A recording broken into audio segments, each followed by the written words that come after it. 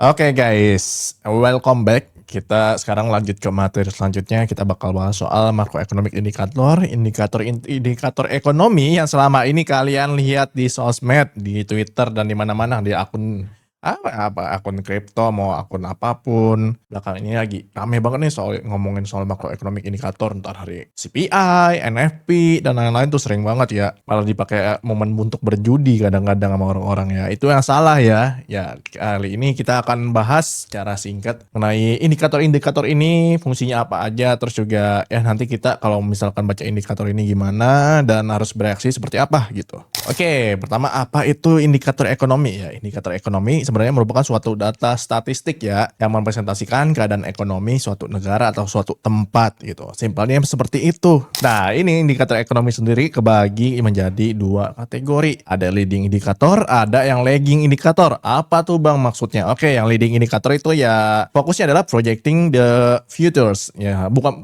predicting ya, lebih ke projecting atau menjadi proyeksi ya. Jadi indikator ini menggambarkan arah ekonomi akan bergerak sebelum sekiranya perubahan itu terjadi. Pokoknya perubahannya belum terjadi, cuman dari datanya kita bisa kira-kira memproyeksikan nih ini arahnya bakal kemana dan perubahannya bakal seperti apa gitu. Indikatornya berubah seduluan sebelum keadaan ekonominya terlihat berubah. Lalu yang kedua ada lagging indikatornya. Ini confirming the trend. Ya, jadinya sebagai konfirmasi akan suatu tren ekonomi yang sedang terjadi gitu. Jadi lagging indikator merupakan alat untuk mengonfirmasi apakah sebuah tren ekonomi sudah terbentuk atau berubah gitu ya. Indikatornya baru berubah setelah kondisi ekonominya berubah pula. Jadi udah terjadi ya, baru terrefleksi di datanya. Bedanya itu. Oke, yang leading indikator nih. Leading indikator ini dapat membantu trader untuk mengantisipasi atau mengambil posisi sebelum pergerakannya terjadi. Jadi ya membentuk ekspektasi awal atas langkah yang akan diambil institusi atau kebijakan yang akan diambil ya bank sentral dengan memperkirakan kemana arah tren ekonominya bergerak. Ini biasanya dipakai ada consumer confidence, ada PMI ya, ada purchasing manager index, ada stock market performance dan building permit. Ya, kita bahas satu-satu nih apa aja nih. Ya, ini yang pertama consumer confidence index. Ya, consumer confidence index sendiri ya sebenarnya merupakan indikator untuk mengukur kecenderungan konsumsi rumah tangga. Nah, indeks ini dihitung berdasarkan sentimen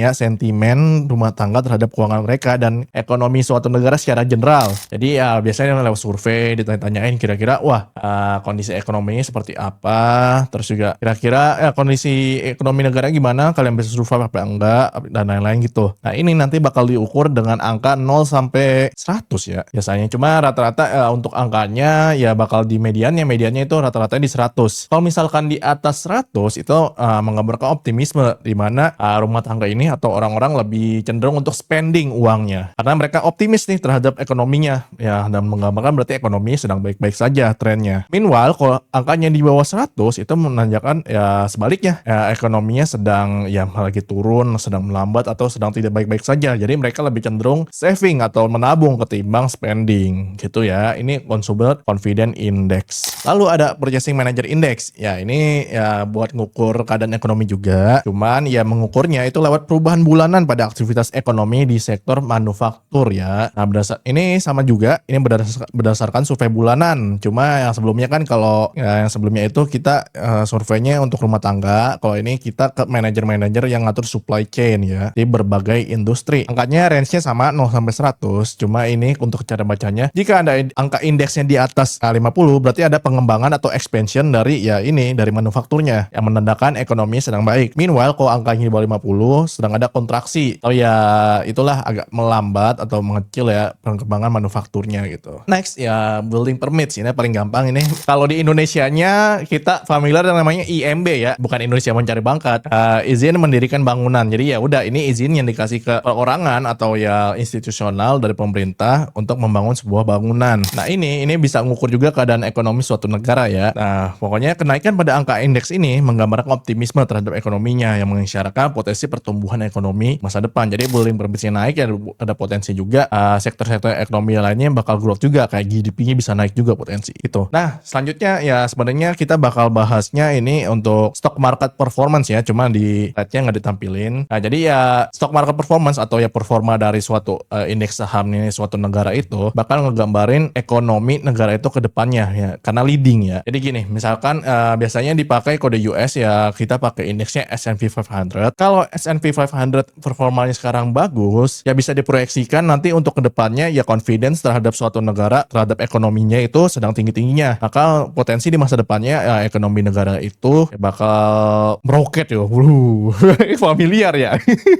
Jadi gitu. Tapi apakah selalu begitu? Lagi-lagi kondisional, nggak juga. Karena ya biasanya sih ketika marketnya di peak euforia atau ya lagi euforia banget nih, lagi naik-naiknya banget, itu nggak nge-reflect ke kondisi ekonomi sebenarnya. Bisa jadi ya kalau lagi lagi peak-peak kayak gitu emang benar-benar ya didorong dengan ya gerakan spekulasi ketimbang kondisi ekonomi aslinya, kondisi ekonomi real gitu. Jadi benar-benar cuma spekulasi. Contohnya saat ini sebenarnya ekonomi US kan emang lagi melambat hitungannya, tapi S&P 500, Nasdaq dan lain-lain itu ya naik-naik mulu. Nah itu benar-benar nggak nge-reflect kan. Cuma kita taunya gimana ini pergerakan harga sahamnya itu bakal ngerefleksi kondisi ekonomi yang sehat apa enggak. Yaitu dari benar-benar kita lihat bisa dibilang kalau ini kenaikannya sustain dan nggak ringkih, itu ya bisa jadi nanti kedepannya bakal emang ngerefleksi keadaan ekonomi sebenarnya. Meanwhile kalau ringkih nih, ketika ada suatu kejadian yang buruk dikit atau apa yang dari faktor luar, terus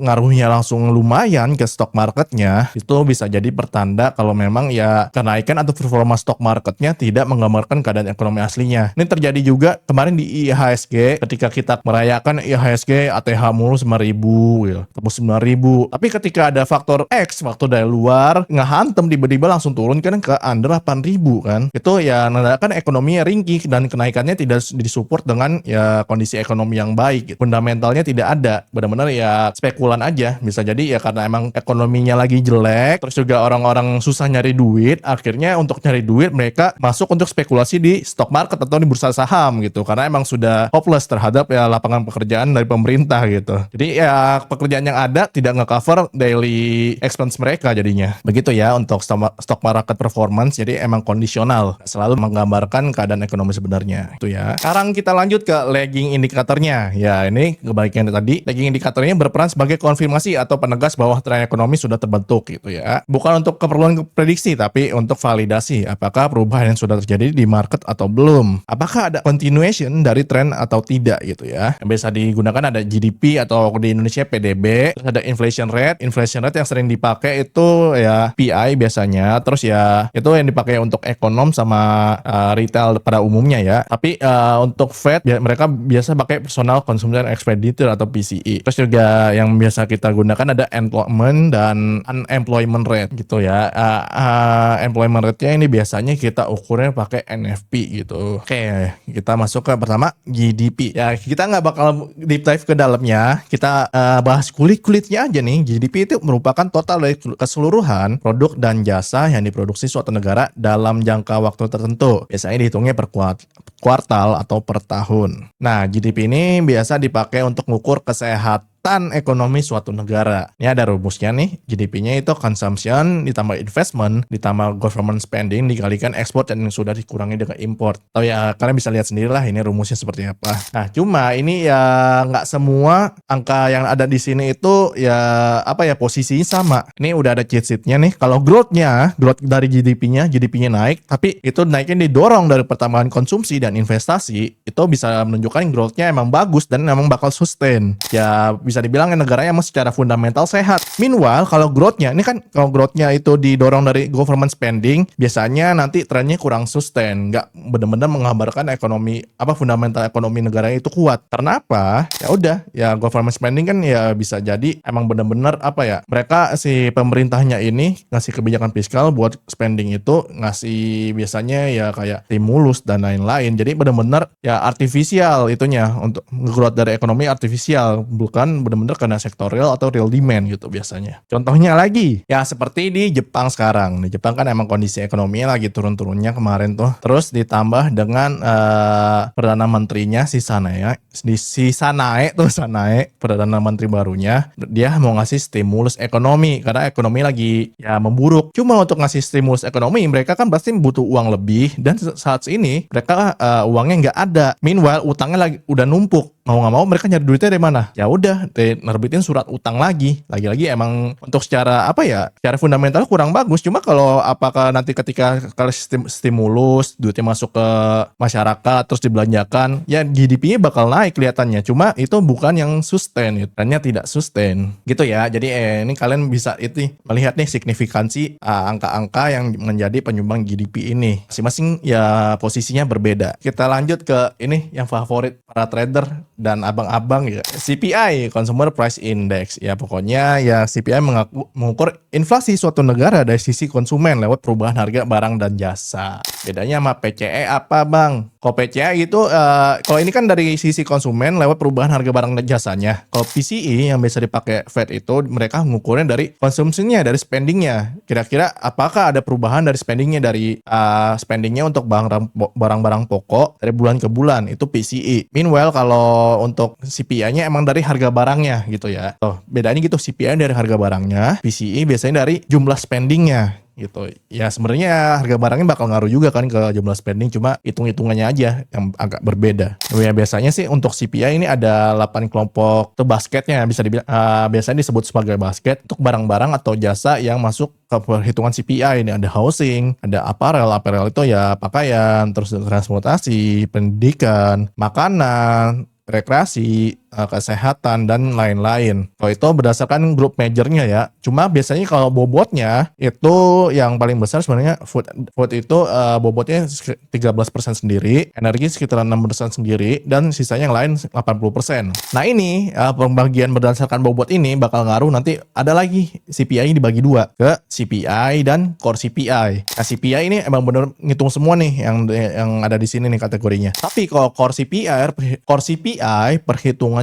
itu ya menghilangkan kategori food dan energi. Karena apa? Karena dinilai terlalu volatile harganya ya. Dari bulan ke bulan harganya bisa berubah cepat. Makanya ya bakal ngaruh ke perhitungan. Jadinya di core CPI food and energy itu dihilangkan dari perhitungan. Biasanya sih kalau mau bener-bener apa ya ngitung yang agak lebih apa ya, yang tidak volatile atau lebih akurat, orang-orang biasanya pakainya core CPI. Itu ya untuk CPI. Lalu kita lanjut ke employment-nya. Untuk data ketenaga kerjaan kita biasa menggunakan NFP atau non-farm payroll. NFP ini menunjukkan pertambahan jumlah orang yang mulai dipekerjakan atau mendapat pekerjaan dalam waktu 1 bulan di seluruh sektor selain sektor peternakan, pertanian, sektor privat, dan sektor non-profit. Nih, angka NFP ini biasanya digunakan untuk mengukur tingkat employment nih, seperti yang disebutkan tadi. Tapi biasanya angka NFP ini dirilisnya tidak berdiri sendiri. Biasanya dirilis berbarengan dengan data lain, yaitu data lainnya unemployment rate atau pengangguran, dan average hourly earning atau penghasilan per jam rata-ratanya. Jadi gitu ya, biasanya dirilisnya barengan. Nanti kita bakal bahas lagi nih untuk soal NFP. Nah, kita udah belajar nih soal indikator ekonomi yang tadi. Meskipun sebenarnya ada banyak, cuma yang utama untuk di lagging dan leading indikator adalah indikator-indikator yang kita sebutkan tadi. Jadi kita harus apa nih Bang menanggapi atau menggunakan indikator tersebut. Udah, untuk long term plan-nya biasanya kita lihat apakah data yang muncul ini mengisyaratkan pelanjutan tren atau justru pembalikan. Dari situ baru kita mengambil bias untuk ya membuat trading plan nanti ke depannya gimana. Terus juga kita lihat kira-kira kebijakan moneter apa yang berpotensi diambil oleh bank sentral dan kebijakan fiskal apa yang berpotensi diambil pemerintah negara tersebut jika kita melihat datanya. Ya, sebenarnya sih ini untuk projecting juga ya, tapi ya bukan datanya ini dipakai untuk projecting, kita pakai data ini untuk membaca data lain hitungannya. Untuk short term play-nya ini salah, ini long short term play. Nah, untuk short term play-nya kita lihat apakah datanya dirilis inline atau sesuai ekspektasi market, di atas ekspektasi atau di bawah ekspektasi gitu ya. Jadi kan biasanya gitu kalau misalkan data mau keluar nih, mungkin kalian mau lihat di investing.com, mau di Forex Factory, biasanya bakal keluar tuh, wah ini expected datanya berapa nih, nanti ya previous datanya berapa, expected datanya berapa, nanti yang keluar berapa gitu. Biasanya kalau untuk yang short term play gitu, yang buat trading harian aja atau trading emang pasca datanya dirilis, mereka pakainya gitu, apakah datanya itu di atas ekspektasi atau di bawah ekspektasi atau inline gitu untuk mengambil biasnya gitu. Pokoknya kita di sini nyari elemen surprise kalau untuk ya short term trade. Dan lagi ini yang terakhir adalah everything requires context. Jadi emang sebenarnya semuanya harus butuh konteks. Serta-merta kalian harus ngikutin textbook doang, karena emang kondisi ekonomi itu jadinya ya nggak sesuai textbook, bukan jika A maka B gitu, nggak biner pilihannya. Kalau gini bang, kalau nggak berarti kayak gini, nggak kayak gitu ya. Pokoknya ya hitungannya ini kayak spektrum gitu. Bisa banyak hal yang bisa terjadi. Cuma ya jadinya ya kita harus memperhitungkan faktor-faktor lain jadinya. Misal ya untuk data NFP nih, NFP kemarin, wah datanya kelihatan bagus ya sebenarnya untuk yang rilis terakhir nih, yang Februari 11. Itu forecastnya 66K, previousnya atau data sebelumnya di bulan Desember 2025 itu 48K, di forecast naik ke 66K, bagus harusnya. Dan ternyata actualnya keluar 130K, itu 2 kali lipat lebih dari ekspektasi. Lalu unemployment rate-nya juga bagus nih. Forecastnya dia unemployment rate-nya atau angka penganggurannya bakal tetap di 4,4%, ternyata turun ke 4,3%. Lalu untuk average hourly earning-nya sebelumnya 0,1%, di forecastnya naik ke 0,3%, ternyata yang keluar 0,4%. Secara month to month-nya ya, jadinya hitungannya pekerjaannya naik, angka pengangguran turun, terus penghasilannya hitungannya bertambah. Kudunya lumayan bagus kan untuk ekonomi US. Dan konteksnya sekarang adalah kita menunggu keputusan dari Fed untuk memotong suku bunga atau nahan atau naikin atau apa ya, pokoknya interest rate decision. Fokus trader pada ke sana. Jadinya emang data-data NFP ini digunakan untuk kira-kira memperkirakan langkah apa yang akan diambil Fed berikutnya. Ya jadi kalau kita sesuaikan dengan konteks ini Fed, suku bunga dari Fed, maka ketika bursa kerja US yang memburuk, ya ini bakal nge-push atau ngedorong Fed ini untuk lebih restriktif, lebih apa ya, bisa bilang bikin kebijakannya lebih longgar gitu. Itu kalau bursa kerjanya melemah atau angka NFP-nya dari semuanya secara keseluruhan menggambarkan bursa kerjanya memburuk. Meanwhile kalau bursa kerjanya membaik, ini bisa jadi alasan Fed untuk nahan suku bunga, tidak nurunin suku bunga, atau ya bisa jadi naikin kalau kita lihat data lainnya apakah inflasinya naik atau turun gitu. Nah, jadi kemarin ini gimana Bang? Kemarin NFP-nya hitungannya angkanya itu bagus, menggambarkan bursa kerja US lagi sehat-sehatnya, makanya lebih bagus untuk USD. Dan konteksnya adalah ya bakal nge-push, nggak ada alasan Fed untuk motong suku bunga dalam waktu dekat ya. Tapi ya agak mix juga karena data CPI-nya untuk yang bulan Januari 2026 yang dirilis kemarin pas Februari itu menunjukkan penurunan di inflasinya. Jadi agak mix nih, inflasinya nunjukin udah turun berhasil, jadinya ya udahlah Fed nggak usah lama-lama nahan suku bunga, nggak usah terlalu restriktif, longgarin aja kebijakannya, motong suku bunga atau apa, ngurangin balance sheet gitu. Tapi dari data NFP-nya malah menunjukin employment-nya lagi kuat. Jadi gitu, kemarin datanya hitungannya mix gitu. Tapi ada konteks lagi. Untuk data NFP-nya sendiri kadang kalau orang-orang bilangnya manipulasi, sebenarnya bukan manipulasi. Cuma ya ini ya konteks lain untuk menggambarkan keadaan ekonominya. Kemarin nih ketika NFP-nya double, ternyata untuk beberapa bulan terakhir itu tenaga kerjaan US. Nah, jadi untuk beberapa bulan terakhir ketenaga kerjaan US itu masyarakatnya itu kudu ngambil dual job atau double job, dan dua-duanya jobnya primary job, bukan part time ya. Kalau part time kan bisa diwajarin ya, ada misalkan orang ada kerjaan utamanya satu ini, terus ya buat nambah dikit lah part time. Nah ini untuk hidup biasa aja mereka butuh double job dan dua-duanya primary job. Nah ini yang menyebabkan yang kemarin ya angka NFP-nya naik juga, jadi salah satu alasannya. Jadi ya itu kalau dihituin konteksnya lagi, kita deep dive lagi, waktu lihat ya, secara angka terlihat bursa kerjanya membaik. Cuma untuk keadaan ekonomi sebenarnya ternyata ya nggak baik-baik banget lah ya. Orang-orang butuh dua pekerjaan untuk cuma hidup doang. Jadi lagi-lagi kita harus menyesuaikan dengan konteks gitu ya. Tuh guys, jadinya gitu. Emang agak ribet, cuma untuk awal-awal pelajaran secara textbook. Lalu lihat nih, kalian kayak ngelakuin testing lah ya. Lihat nih ketika data ekonomi ini rilis, datanya keluar gimana, terus reaksi market gimana, terus kalian data nih. Pokoknya data sampai beberapa bulan ke depan atau berapa lama ya, terserah kalian. Lihat pattern apa yang kelihatan di situ. Nanti itu ya bakal ngebangun intuisi kalian sendiri kok. Jadi emang benar-benar nggak bisa kita baca datanya itu biner. Kalau gini maka gini Bang, kalau nggak gini maka sebaliknya. Nggak kayak gitu. Semuanya emang butuh konteks guys. Gitu ya. Cukup lumayan panjang penjelasannya, padahal kita baru masuk ke materi kedua. Masih banyak lagi materi lainnya. Next kita bakal bahas nih soal ya kebijakan moneter, kebijakan fiskal dan lain-lain. Terus ngaruhnya ke market gimana. Kita bahas satu-satu, semua kita kulitin. Meskipun nggak terlalu dalam ya, karena kita lagi-lagi kini belajarnya untuk jadi trader doang. Kita bukan menjadi ekonom, bukan menjadi CFA dan lain-lain gitu ya. Jadi ya untuk materi ini cukup sampai sini. Sampai jumpa di materi selanjutnya.